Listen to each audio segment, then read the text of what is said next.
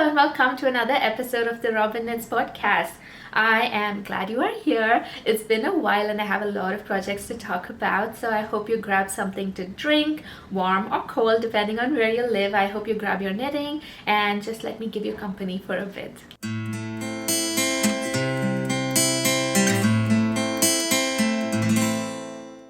Well, like I said, it's been a while. When I say it's a while, it's been almost a month since my last podcast, and life has been very busy. Both work and personal life has been busy, and we're in the middle of a lot of things in the future being very chaotic, and so we are trying to sort one thing at a time. So I've taken it very slow with the podcasting. I've taken it a little slow with the knitting as well, but I thought this would be a good time to sit down and talk about what I've been working on for the last month or so before it gets overwhelming and I have way too many projects to talk about at once.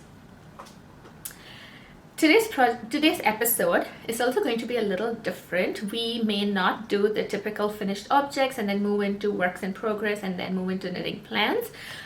What we will be doing today is going to be a little different. There are some projects that go in pairs. Some are finished and some are still works in progress, and so I'll just talk about the projects as they come up, and then if they move smoothly into the other project, I will do that. And the chapters, instead of doing finished objects, works in progress and knitting plans, I'll probably just put the names of the projects so you can always go down to whichever part you want to watch or rewatch, and it's going to be a little more useful for you that way. There is going to be another change as well. A lot of the projects that I'm going to talk about today are gift knits, and I have been growing increasingly uncomfortable with mentioning the price of yarn or total cost of the project in a video when it is a gift knit. I do not want people I'm gifting it to know how much I've actually spent on the yarn or the project, and so I am not going to mention it. If it's a gift knit, I'm definitely not going to mention it at all. I'll probably still update it on my Ravelry just to keep a track of it personally, just for me to understand what was economical and what was not, and that's more for personal reasons and also for people who use Ravelry more, but over here I will not be mentioning the costs. We will start off with two test knits that were done and finished. This was done quite a while ago. This was done about 2 weeks ago, and so I want to start with this because the details are already a little murky in my head. I'll try to make notes as much as possible, but I want to start with what could be forgotten very easily. Both of these test knits were hats. It was for Magdalena Parker of Knitonomy. I was very, very excited when I was picked for the test knit. Lately, I have been getting rejected from a lot of test knits. Not rejected, I think these were bigger designers and they have been getting a lot of applications. So I understand if I was not picked, but being picked for this was amazing because I have been admiring Magdalena Parker's work for a bit. So I'll start with the Bloomfield Hat. This is the lovely Bloomfield Hat. I have knit size 1 and this was using 4mm needles, which means this is supposed to be DK weight yarn. Something very interesting about this pattern is that it comes in 3 sizes. It comes in size 1, 2, 3, but the gauge can be different. If you pick a fingering weight yarn, there is a particular needle size that's given. So if you're knitting size 1, if you're knitting size 2, the end product would give you size 1. If you're knitting size 3, the end product would give you size 2. You can also knit with worsted or bulky weight yarn, and there's a different needle size given for that yarn. If you knit size 1, the finished object would be size 2, and if you knit size 2, the finished object would be size 3. So I like that this works with different gauges. You at least have an option of using up yarn and stash, and it's not a very complicated ribbing project either, although the finished object looks very, very intricate. These cables, I think you had to do a twist every other row, so that way it was something you had to look at most of the time. This is not something you could do when you were watching something. I had to look at the project when I was knitting on this, so that way I think it's a little time consuming just because you can't get 2 things done at once, but the project itself was very nice. The yarn I used for this is Pearl Soho's Goodwill Undyed. I think this is Wintergrass Undyed. They also have a different undyed color, but this was Wintergrass, and I held it with Dirarum Natura Bernice in the colorway Cream. This is actually my first project with two yarns held together with where one yarn is mohair. I have never used mohair in my projects before. I want to see what feedback, what response I get for this hat, and based on that I'll probably try including a little more mohair in my projects. As of now, I feel the weather in Canada itself is getting warmer, and so I don't know if mohair projects is going to do us a lot of good, and we'll see what happens. The suggested yarn for this hat was Lion Brand Merino, which is again a DK weight yarn.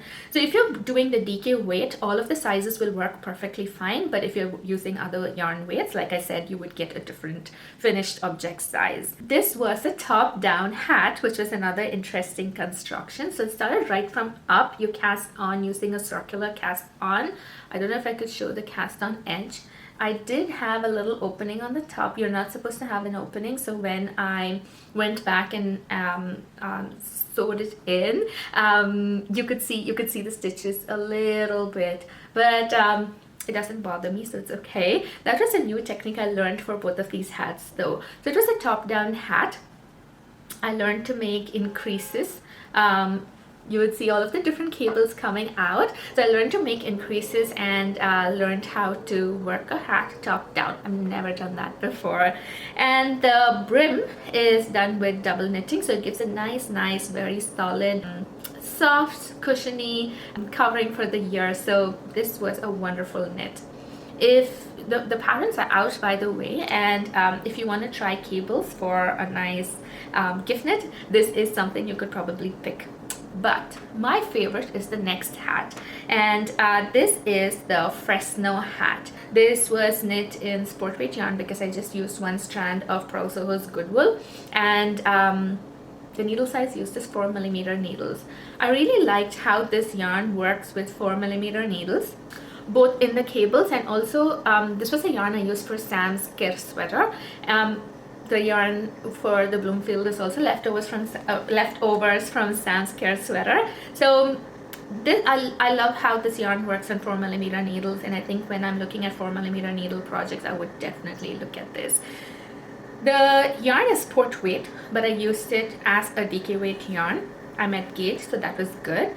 This again was a top-down pattern. The yarn that was recommended for this pattern was Cardiff Cashmere. I can just imagine how soft and lovely this hat would be in Cardiff Cashmere yarn, but I think Pearl Soho's Goodwill also works well. I particularly like this because it is cables, but it does not look very poofy. It gives a nice, it has a covering for the head, but it is not so overly stuffy where your head would start feeling hot after a while. So for seasons like this where it's hot in the afternoons and cool in the evenings, or sometimes where just the tips of your ears are cold but the rest of you is okay, this seems to be a pretty good yarn match for this hat. This I knit in a size 2. And this again comes in 3 different sizes, but like I said, this is my personal favorite because I love how the cables stand out. While this hat I was making cable crossovers every other row, this I think had about 2 rows of regular knitting before you made a crossover again. They are very similar cables. They are literally braids, but because this is more plump, you could tell this has more plump braids, and therefore this gives a better look. Again, the brim was double knit brim, and I think if I'm allowed to have favorites, this would definitely be my favorite. Again, the pattern for this is out, so please feel free to look at the pattern, and it's a lovely hat knit and gift. So I'm ahead with 2 gift knittings for the winter, and I'm very excited about that. I have altogether 3 hats done now, and I have to start ramping up my gift knitting efforts. I will probably keep talking about it as we do more episodes in the future. My next finished object is the Sibling Sweater. Now, I have been making sibling sweaters for 3 kids from the same family, and this is how they're starting to look. So I'll start with this. This was the first finished sibling sweater. All of them I've been using Sadness Garn Duo. The contrast color is the same color for all of them, but the main color I have changed for every single sweater. So this is the first finished one. This is in the 8-year-old size, and this is the next finished sweater. This is in the 10 to 12-year-old size. I did make changes over here, especially because when I was making this, if you can see very carefully, I had been twisting my knit stitches, but when I came to this, I had started to knit like a proper person. While I still enjoy the twisted knits, I love the fabric this gives, and I'm so thankful somebody told me about it and I relearned how to knit, and I'm so happy it is all okay now. I did make a few changes though. When I was watching these kids, I had planned to make these sweaters almost a year ago. In Jan is when I had decided to make these sweaters, but the kids have grown over time and their tastes have also changed. I can see them now wearing baggy pants and baggy sweaters, so they are into very loose fit clothing right now, and I knew they would appreciate something that's a little more looser and would fit their kind of taste. So I changed my needle size from 4, which is a recommended needle, to 4.5 to give it better drape and also to make it more roomy. I changed my plans before I cast this on, which was a good thing, but I did not have enough yarn. I had no plans of buying more yarn either if I was going to make a bigger size, and so I decided just to change the needle size, and I'm hoping that it gives them a better fit. Gives them a more roomy fit and they enjoy this. The Sun is Gone colorways, sometimes I can find the names of the colorways, sometimes I don't. So I'm just going to put the number of both the contrast color and the main color on the screen. So this is the first sibling sweater, this is the second one, and that brings me to my work in progress, and this is the third sibling sweater. This is what it's looking like. I finished the body. I'm yet to go back to do the neck, and then I still have the sleeves left, as you can see. This is unblocked, so you can see the stitches are not very even. And I'll put the colorways for this as well. It's the same yarn, Sun is Gone Duo, and I have been enjoying knitting with this yarn. This is merino, and I don't know if it's merino, but I know it's wool and cotton, and it's been very nice knitting experience, and this is slowly becoming a favorite. I'm hoping that there would be a sale sometime soon and I could pick some Sun is Gone maybe in the gray or beige colorways to knit a cardigan for myself, so that is something I'm looking for. Now this is the same size as the green one. This is the 10 to 12-year-old size. I have still gone up a needle size. I've used 4.5 millimeter needles, and everything is identical to the green one. So I'm just going to follow what I've done in the green sweater. It was easier to finish that and then do this right away because I was able to count the number of stripes to make it identical, and I'm gonna do that with the sleeves as well to even look at what decreases I've made, where I've made it, and I'm hoping to block it, and I'll probably give this a little before Christmas. I'll give it next week maybe as soon as I'm done.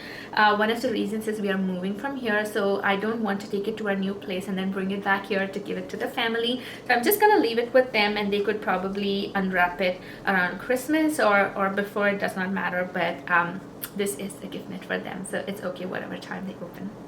I'm sorry, you might see the light come and go. This has been a cloudy, very unpredictable weather. The sun is out now, which was out in the morning. It was out when I started to film, it went away, and now it's kind of out of the clouds now. It might disappear anytime, so I'm sorry if the light keeps changing, but we've got to finish this today. I do not have my next finished object. I had gifted it as soon as I finished it. It was supposed to be an Arigatto Tee. I'll put the picture of it over here. You'll understand why I'm saying it was supposed to be an Arigatto Tee. Now Arigatto is, I don't know if I'm saying that right, but this is a design by Claudia Quintanilla of Knits Toronto, and I've had this design in my library. I've had this pattern in my library for a long time, and I've been wanting to cast on and make this pattern. I really like the fit of that tee, and actually I tried this on and I was very, very happy with it. So I'm hoping to make one for myself sometime soon. I don't know when, but I'm hoping to make one for myself. Now I started with the pattern, but as you can see, I have made a lot of modifications. I took the I took the motif, the color work motif from one of Mary Wallen's patterns in her Shetland book. I forget, but I don't know if it's a Walby or Wallace. I'll put the name of that over here. One of those patterns I took, and I took one of the motifs from there and added it to the bottom of this top. The top is already gifted and the person loved it. When I finished the neck, I did a regular cast off, a regular bind off, and I did not do a sewn bind off. So she did say that the neck was a little tight. Now I had considered doing a sewn bind off, but I felt it would probably make the neck droop. And for this kind of a fit, I wanted the neck to be nice and tight and to sit in the right place. So I went back and actually did the regular cast off. I have told the person that if it feels really tight, she can always give it back to me and I can make that change for her. But she said she's gonna try it. It's just that it's a little tight when it goes over the head, but once it's onto the neck, it's absolutely okay and she finds it comfortable. Now I've also added the motif to the sleeves. The sleeves are supposed to be a little longer. These are satin sleeves, so the sleeves are supposed to be a little longer, but I wanted this to be a little more vest style, so she can wear it over jumpsuits and dresses, and that's usually this person's kind of dressing sense. So I'm hoping she enjoys wearing it, and yeah, I hope she does not have to be too careful around it either, because the yarn I used for it is Knit Picks Twill Fingering. It is a superwash merino yarn, and I had got this 2 years ago, so it was in my stash. The main color is the colorway Horacha. Is it Heather? I don't know, but I know it's Horacha. And the contrast colorway is called Merlin. It's a very deep dark blue color, and it has been discontinued, so they don't have it anymore. When I got the Knit Pick Twill yarn, they were in 50-gram balls.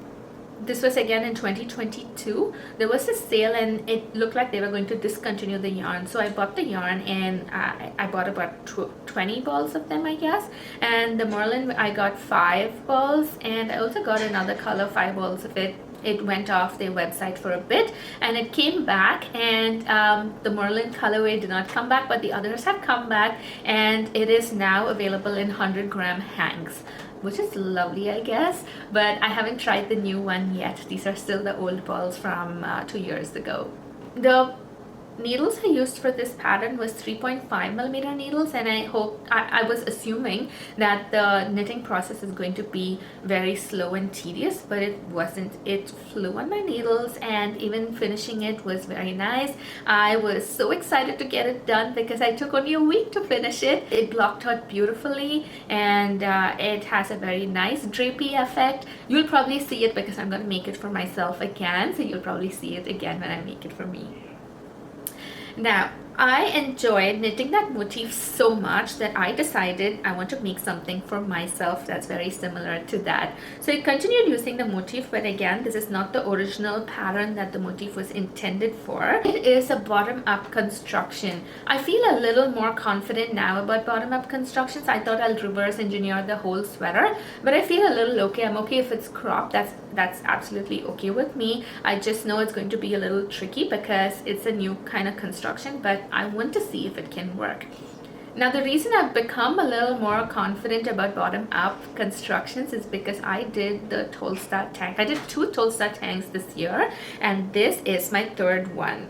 Now, I started bottom-up, and I've started adding the motif. So this is what it's looking like so far. I've got quite a bit to go, but not much to show, but you can see what the idea is. You can see it coming along. Now, my goal for this is to knit a Tolsta vest with the color work at the bottom and wear it over a black turtleneck. And if I'm wearing a black skirt, a black turtleneck, black stockings, black shoes, this is going to be the only pop of color on me. So I want the attention to completely go to this particular vest. I am hoping to finish it quite soon because the color work is very addictive. I started this yesterday and you can see how far I've got it. I think by the time I finish it, I think I'll finish it by the end of next week for sure. I haven't been able to put it down. It's been very wonderful to work on it, and this has given me motivation to also do the original pattern, which is a very nice warm pullover from the looks of it. The needle size I've been using for the Tolsta tank, you start with the ribbing. I have made a very short ribbing. Like I said, again, I wanted all the focus to be on the color work, so I wanted the ribbing to be really short and not take away from it. And I was also eager to start the color work, so I didn't want to spend too much time doing the ribbing, so I just did about 3 rounds of ribbing. It is curling a little, and I'm hoping blocking would help it settle. And then I moved on to 3.75 millimeter needles. Now the recommended needles for a Tolsta is 3.25 millimeter needles, but I'm going to be doing this on 3.5 millimeter needles. The reason is, for the motif to work, you have to do it in repeats of 12. The size that I was knitting for me, the Tolsta fingering weight size, I'm knitting size 4, and the number of stitches I had to cast on was not a multiple of 12. So I decided to go down by, I think I had to go down by 4 stitches, which does not feel like much. But when I'm also working on this yarn, I feel it would work better with 3.5 instead of 3.25. I feel the gauge would be very tight, and I want this to be a little loose and give space for the yarn to bloom and fill in those gaps. That's another modification I'm making with this. It's the needle size. The colorwork motif, I'm working on 3.75 millimeter needles. Once this is done and I move on to the main body of the Tolsta, I'll be doing it in 3.25 millimeter needles. I am also thinking about whether I have to make modifications again for the neckline of the Tolsta. I thought this would just be the bottom, and then when I go up it's going to be the simple solid color, but it may change. Now the yarn for this that I'm using is leftovers from another knit that I had done earlier this year. It's called the Spring Fling Sweater by the Petite Knitter, and I had leftover yarns from that and I decided to use it in this. So the main color that you can see, the almost pink purple yarn, is Bouquet Heather, and the contrast color is Oyster Heather. These colors are again from Knit Picks palette collection, and I've been very impressed with how this yarn is working out, both in color work and even if it's simple stockinette. I am enjoying working with this yarn, and I am hoping to at least do a few projects next year using this yarn. If it's color work, I'm sure this is going to work out really well, so you'll hear about it more, I guess. The next work in progress I have is this wonderful Stockholm Sweater by Petite Knit. I was about to say the Petite Knitter, but it is Petite Knit. You would see obvious differences. That's because I've added texture to the Stockholm Sweater. I'm knitting this in size 2, and I have borrowed the texture from another pattern. It is called the Single Malt Sweater. It's a pattern for men by Les Garçons, and I made a sweater for Sam. I made a single malt sweater for Sam last year, and I decided to borrow texture for this. That's because the person who asked me for this sent a picture of this of a sweater. It had this yarn color and it also had textures on it, so I wanted to make it very close to what she requested, and I decided to do that. The yarn I'm using for this is Drops Daisy in the colorway Parrot Green, and working on it overall has been a very, very nice experience. Again, you would hear me say this time after time, I feel like I need to be more critical about projects, but I don't feel that about anything so far. If I have a bad review, you'll definitely hear about it. I ordered 8 balls of yarn for this sweater, and I am at the 7th ball of yarn. I used about 6 balls of yarn already for the body. The person I'm knitting this for is a pretty tall person, so I've been measuring this against Sam's height. She's as tall as Sam actually, so I've been trying to measure it against him, and I know the sleeves are going to be really long as well. I ordered a little more yarn and I'm waiting for it to come. I've ordered yarn from the Wool Warehouse. They did not have the same dye lot, of course, because I've been ordering this yarn. Because I'm ordering this yarn after a very long time. I think I purchased this sometime in April or a little earlier than that. My intention was to finish it by May, but I am way behind the deadline I put for myself, but I do intend to finish it and give this to the person.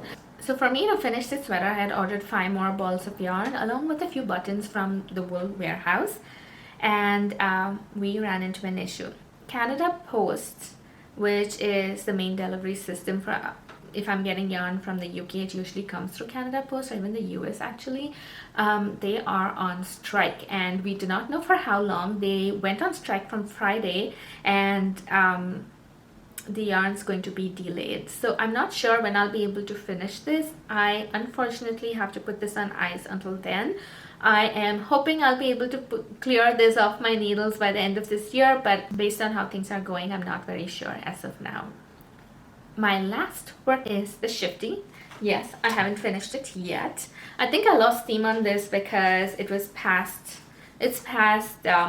fall, and I wanted this to take pictures with the fall leaves in the background, and it has been slow going. So here's what's happened since we last spoke. I finished one sleeve. I'm almost at the end of the next sleeve. I just have 2 more colors to go before I bind this off, and this needs a lot of blocking.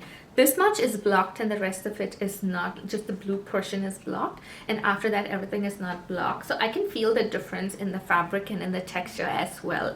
I'm a little worried because when I blocked, some of the blue bled onto the white. I'm not sure if you could see it. You would probably see the white pop out more with the other colors, but with the blue you would see it's a little duller because the blue bled into the white. I think over time it's inevitable. It would have to be okay, but I'm hoping it does not bleed so much where the hard work that went with all of the motif completely goes away. The Shifty sweater is a sweater designed by Drea Renee Knits. Yes, it's designed by Drea Renee Knits, and it is a mosaic pattern. I wanted to do this as a part of 2 knit alongs. One is From Me to Me by Laura Penrose, and she was talking about how in the gift knitting season we usually get lost into so much gift knitting we forget about making something nice for ourselves. So I had started this for that. And the next thing is Casey from Young Folk Knits is also running a knit along, which is the mosaic make along, and I wanted to double dip in both of the knit alongs. So this is where I'm at now that the Stockholm Sweater is kind of slowing down. I'm hoping to finish the Sibling Sweater and then go back and complete this really fast. I am making this in the size 3.5. It's not a real size on the pattern, but these are modifications I've made, and I'll talk a little more about it once I finish the sweater. I'm trying to jot down all my thoughts on the modifications as I'm making it, so I'm going to remember and talk about it once the sweater is completely finished. With that, we are at the end of all the projects that are on my needles, all my finished objects, everything. I'm starting to feel the craving of casting on new projects, but like I said, we are in the middle of a move and I don't want to cast on something and have yarn all over the place when we're moving from one place to another. One of the things I've been noticing with the move is that I have quite a big yarn stash. I'll probably make a video of it sometime after we've gone there, settled down, and I'm putting away the yarn. I could probably make a video of it and just capture the whole process of just weighing the yarn, seeing how much is left and how much I've used in different projects, and being a little more intentional about yarn use. For knitting plans, I don't have anything specific, but I have been looking at all of my scrap yarns. I have a whole box of scrap yarns put away, and when I'm looking at them, I feel like there are different things I could do with those. Either hats, not mittens, hats or probably cowls. I am very hesitant to cast on a mitten because I know I'm going to take a year to finish the other half. The first one might go quickly, but it's going to take a while for me to finish the second half. I do have a very bad second sock syndrome, second mitten syndrome, so I do not want to take the risk of that again. But when I'm looking at the scraps, I know I could make colorwork hats. I could either make striped hats. I could do a lot of things with those scraps, and so I've been thinking a lot about it, and I'm hoping to use those scraps in the gift knitting season, and again, I'll keep you updated as it goes. And I forgot to talk about what I'm wearing. What I'm wearing is the finished Amoretta blouse. This is by the wonderful designer Isabella Clark of the 100 Acre Wool, and this was a test knit for her. This is usually how I style it. I wear it with a pearl pendant, so it feels like the buttons just continue from the blouse onto my neck, and I feel this is a very, very dressy outfit. I know it could be different from one person to another, but I think because of the scallops and the edge of the knit, they are crocheted, by the way. So if you are looking for a project that puts knit and crochet together, this is a good one. Because of the scallops, I feel this is a very dainty, pretty outfit. I usually wear this when I want to dress up to do something special. So if this is again a pattern you'll want to knit, this could be a wonderful knit for the holidays if you're either making it in a color like this, if it's something green, or if it's something red, or if you're making it in sparkly yarn. All of it could work very well for this pattern, and you can wear it around the holidays. But this pattern was intended to be worn in summer, so if you're using cotton yarn, it's fingering weight pattern, so you can use cotton yarn and use it in summer as well, and it's going to be a very wonderful knit. So this is the Amaretto blouse by Isabella Clark. With that, I'll say goodbye. Thank you for hanging around if you made it to this part of the video. Don't forget to subscribe, and if you found any part of this video informational, or you enjoyed any of the projects that I have worked on, and if any of them have inspired you, feel free to leave a comment below to let me know which project caught your attention. You could also like the video so it can reach more people, and I'm hoping to catch up soon. Happy knitting!